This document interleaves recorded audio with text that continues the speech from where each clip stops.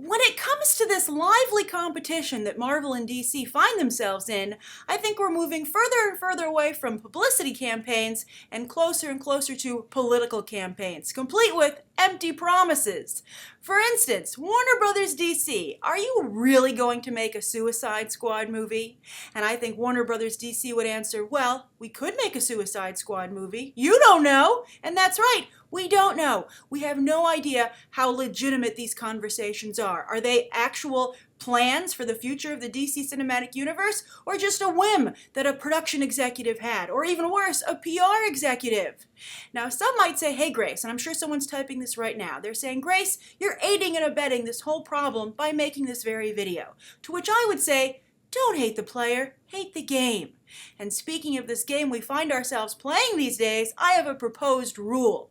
Studios shouldn't be able to announce an upcoming film unless they have three things: a completed screenplay, a director attached, and a set release date. Now that release date can change, that script can be rewritten, but those three things need to be in place, I think, before a movie can legitimately be called in pre-production or in development, and really worth our attention and time. Now, the Suicide Squad movie has 1.5 of those three things.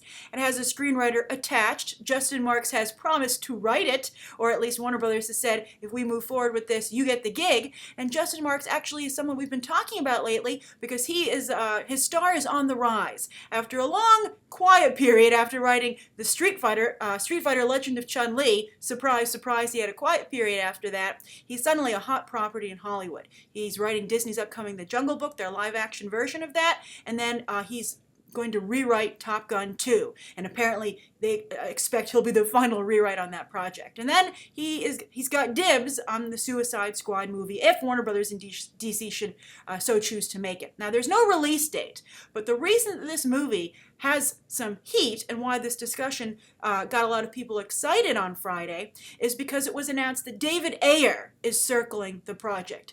David Ayer, as you most likely know him from Training Day, he is a very prolific screenwriter, some would say one note, a pessimistic person would say one note, and I guess an optimistic person would say he has his zone. David Ayer has a specialty, that's the right word.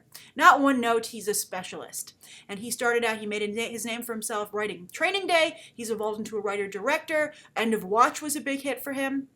And now he's moved on to Fury, which is an awards contender. Now, of course, Training Day was as well, but that wasn't something David Ayer directed. So he's certainly on the rise. It's taking him a little longer than it took Justin Marks. Not quite the same burst of energy, but hey, he's on the board for a comic book movie. And these days, that's what it takes to be considered a big success.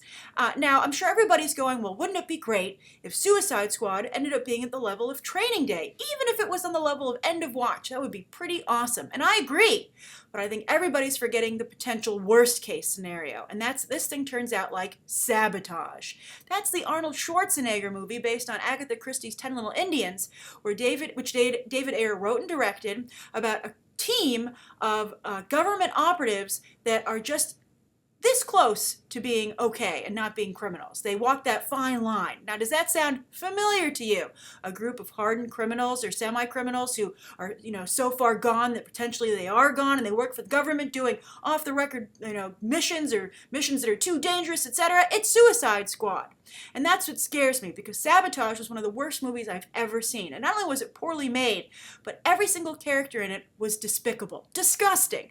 Any horrible word you can think of, it would apply to these characters. And, I really am concerned that David Ayer doesn't have, the good judgment to know when to pull back on depicting these really questionable people. And I don't think he has what it takes to make them someone that you could potentially root for, especially if you're not a diehard comic book fan. If you're just your average movie-going, mainstream movie-going person, how are you going to get that person to root for a team of criminals who do kill? It's a very tall order, it's a difficult thing to pull off, and I don't think David Ayer can do it, based largely on Sabotage. Now also, Muriel Enos was the lone female member of that team, and while the actress did as best she could with the material she was given, her character was particularly appalling.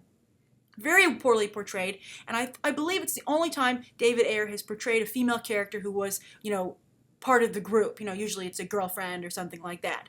So I get very worried in particular about how he'll handle Harley Quinn. And make no mistake, this will be a Harley Quinn movie. Harley Quinn is why the Suicide Squad is popular again. I think rightly so. I think she's very well matched with the team. It's been a way for her to come into her own and be removed from the Joker as a character, and I think it's very effective. I think the Suicide Squad movie, by the way, has the potential to be very big, but everything has to be just right. It's so crucial because of this fine line it's walking with a team of killers. It's basically like taking natural-born killers and making them work for the government, but they're still Mikey and Mallory.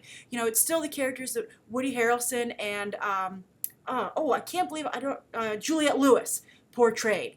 Exactly the same, just as horrible, only now you're supposed to root for them because the government's behind them. It's a really hard thing to do.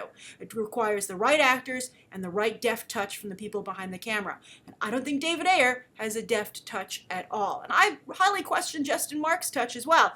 Then again, we haven't really seen any of his work outside of Street Fighter: The Legend of Chun-Li. So I also think Deadshot, by the way, could be a big breakout character from this film if it gets made.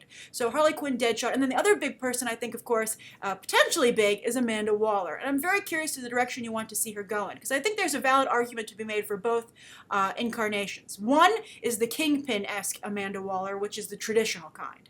And then there's this new way she's been reimagined for the New 52, where she's kind of like Kerry Washington's character on Scandal. And I could see that working very effectively as well. So I'm curious which direction you want to see Waller go in.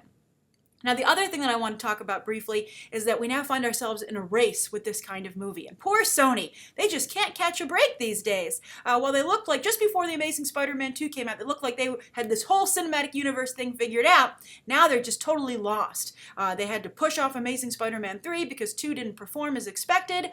And now it looks like Sinister Six, which they're really putting all their eggs into that basket of villains, is going to be poached by DC with the Suicide Squad movie potentially. So now, who will get to the screen first? Also, their names are even so similar. I honestly believe your average typical moviegoer who isn't into this kind of stuff is going to be like, didn't I just watch a Suicide Squad movie? And they'll be like, no, that was the Sinister Six. Their comic book friend will be like, why don't you ever pay attention? They're totally different.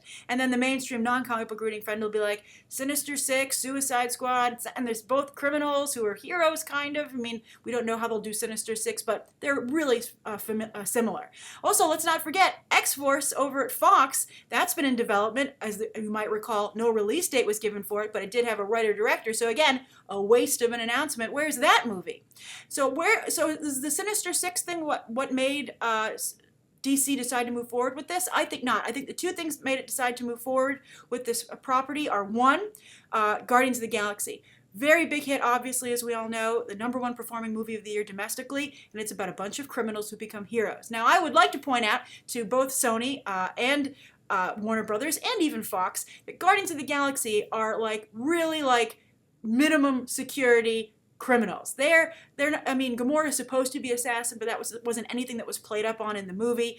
They don't kill. They're just look, thieves you can love. They're more like Robin Hoods, and I think that's an important distinction that they have to pay attention to as to the success factor and the acceptability factor with your mainstream audience. Guardians of the Galaxy were criminals largely in name only. I think they were a-holes was the better a-holes, but not the D word, as Star-Lord so, I think, eloquently put it. And I think that when you come to Sinister Six, Suicide Squad, and X-Force, they're the D word. So I'm curious what you guys think about how this is going to work moving forward. Oh, and the other thing that I think was the inspiration, of course, how could I forget, is the current animated film Batman Assault on Arkham. Extremely good animated film, focuses on the Suicide Squad, actually pulled from the video game universe, a very popular Batman Arkham video games. It's an excellent animated movie. I highly recommend you watch it, and I'm sure that the suits at Warner Brothers have seen it, and it helped lead to this moving forward, and I'm sure they sent it to David Ayer when they asked him if he wanted to take on the project. And it's a great animated film, great depiction of Harley Quinn, and Deadshot's in there, and Waller, and I really think it's what you're going to see when it gets to the big screen. And speaking of Batman Assault on Arkham, they should just hire that guy to write the script and forget Justin Marks, because he did a very good job. All right, thank you so much for tuning in to my thoughts on this Suicide Squad movie. Write your own down below. Thank you so much for watching, and you can check out some more episodes right now.